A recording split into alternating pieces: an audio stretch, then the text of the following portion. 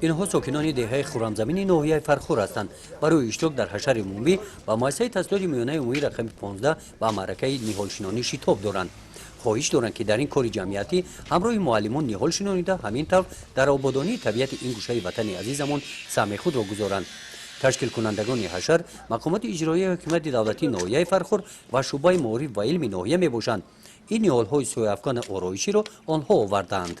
در سراسر جمهوری تاجیکستان معرکه نهالشنانی و آبادانی و آبادگری رفته است. از آن جمله کلکتیو آموزگاران مؤسسه تحصیلات میانه عمومی رقم 15 تصمیم گرفتند که امروز در روز استراحتی و حشر عمومی برآمده در مؤسسه نوی تشکیل کرده شده تا امروز زیاده از 300 نهال‌های سایه افکن و آرایشی شنوندیم و مقصد داریم که تا آخر موسم زیاده از 600 نهال‌های سایه افکن و آرایشی در مؤسسه نوی تعلیمی شنونده و به استفاده داده شود. در معرکه امروزه ما همه آموزگاران کارکنان خواجگی مؤسسه رقم 15 اینچنین با سروری مدیر شعبه معارف ناحیه در همین معرکه فعالانه اشتراک کردند. در همین روز معرکه نهالشنانی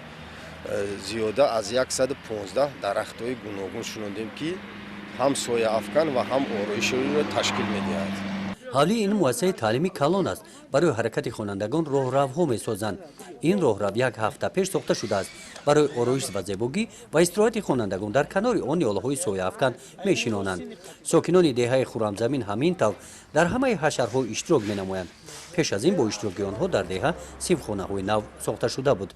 گزارش خواجه نظریف خدای نظر ظهورов از ناحیه فرخور برای برنامه اطلاعاتی نوید.